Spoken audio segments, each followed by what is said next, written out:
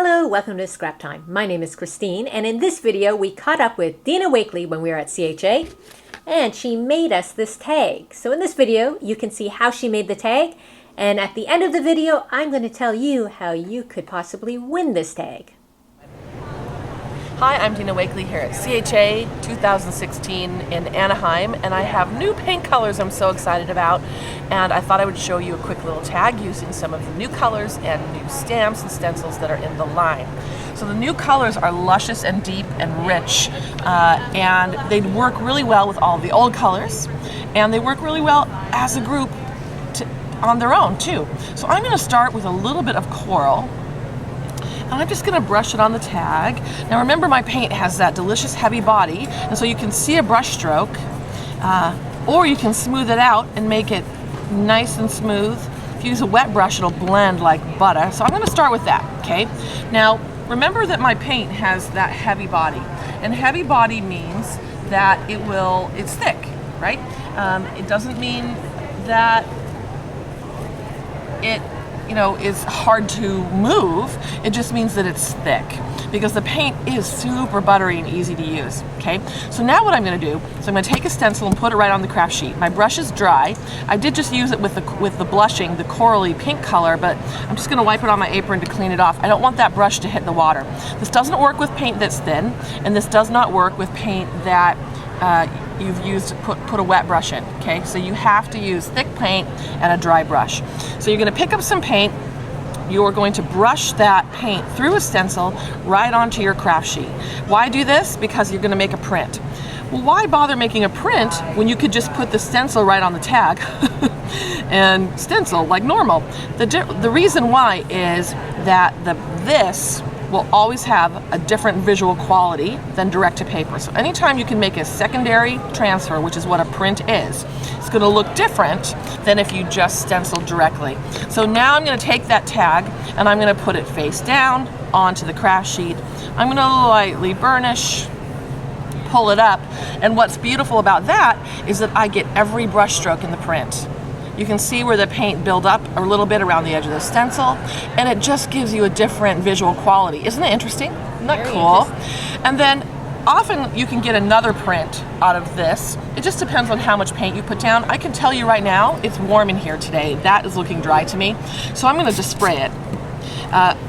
I'm not going to get as good of a print the second time, especially after I add water. It's going to be a little mushy. But could I still start with that as a foundation? Sure. You can get a lot of use out of it. Now you also have paint here, correct? Let's wet that. This is like a 3-for-1. You never waste any bit of paint on your stencils and on your craft sheets, and you use it all up. Go ahead and lift, and then you've got a print of the negative as well. So these two I'm just going to save for another day. I always have a stack of tags. So here's my stack. You can see that I've done different colors. There's some other prints that I did. There's some prints that I layered with 2 different stencils. I have these on my desk. And then when I need a quick pop of color on an art journal page, when I need, a card for my mother-in-law, I'm like, oh, I'll just stamp a bird on that, write happy birthday, and then I mail it. So they're kind of already done backgrounds for you. They'll also do that warm up for you too. They'll warm you up in the morning or whenever you're sitting down to create and help you get going. So let me just wipe this off. I'm going to use my apron. Oh yeah, here we go. This is Dina style right here. Perfect. Now what I'm going to do is color a little birdie maybe to go on the tag. That sound good?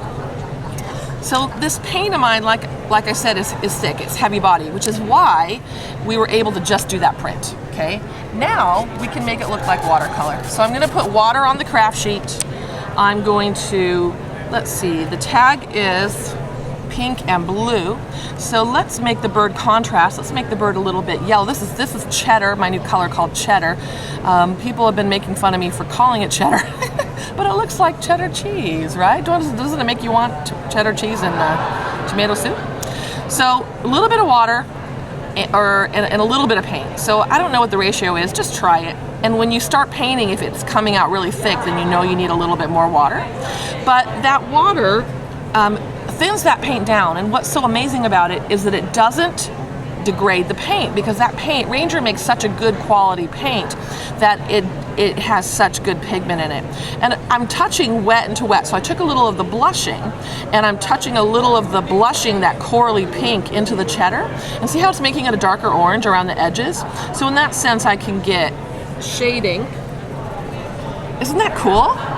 And then I think it needs a pop, don't you? Let's do a little bit more of the darker pink. This one is I'm calling it fuchsia. I am in love with this color. It is, I'm obsessed. I just am. So if you touch it wet into wet, that will bleed out. And that sounds bad, bleed out. That's not, I don't mean it in a bad way. We mean it in the good watercolor way. Maybe blend is a better term. And then we're gonna give him a little bit of green on his belly, I think. Except I'm using a dirty brush, which is why my green is not staying green. When you mix pink and green, do you know what you get? Brown. That's why that was popping weird brown color right there. See how you just need the smallest amount of paint? I mean, I'm dabbing my brush just barely in the acrylic and making sure that there's enough water to flow. Oh, he's cute. Let me give him a quick cut. People will often say to me, how closely should I cut? And I'm like, I don't know, not very close. I don't like to spend hours cutting. Cutting's not really my thing. But if you just do your best. Now, the other question I got recently was, you make these scribbly stamps, but if I cut them out, they don't look scribbly, because you're kind of removing some of the scribble marks. I disagree. I feel like that it still looks like a cute scribbly bird, don't you think? I think he's adorable. I'm going to take one of my tags from the other day, and I'm just going to tear it so that I have a little layer there. If I were at home, I might use book paper or deli paper that I've painted, but I think it needs another little layer. I'm going to put my little bird right there. He's really wet, so I don't want to flip him over on my craft sheet. Oh, isn't he cute? And so I like this because it's playing with both the thick qualities of the paint and how you can get the paint to look just like ethereal watercolor. So that is some of my new paint color. I hope you enjoy and make wonderful art with the new stamps and stencils and paint from Dina Wakley Media. Well, I hope you enjoyed the video, and now it's time. How do you win this tag? All you have to do is visit www.scraptime.ca. I'm going to put the link below if you're watching on YouTube. If you're watching on Scrap Time, you just comment right where you're watching. And leave us a comment before Sunday, February 21st, 2016, which happens to be my birthday. Leave us a comment, and I will pick one of you to be the winner of this tag. In the meantime, make sure you give this video a thumbs up and subscribe to Scrap Time here on YouTube. Thanks for watching. See you next time.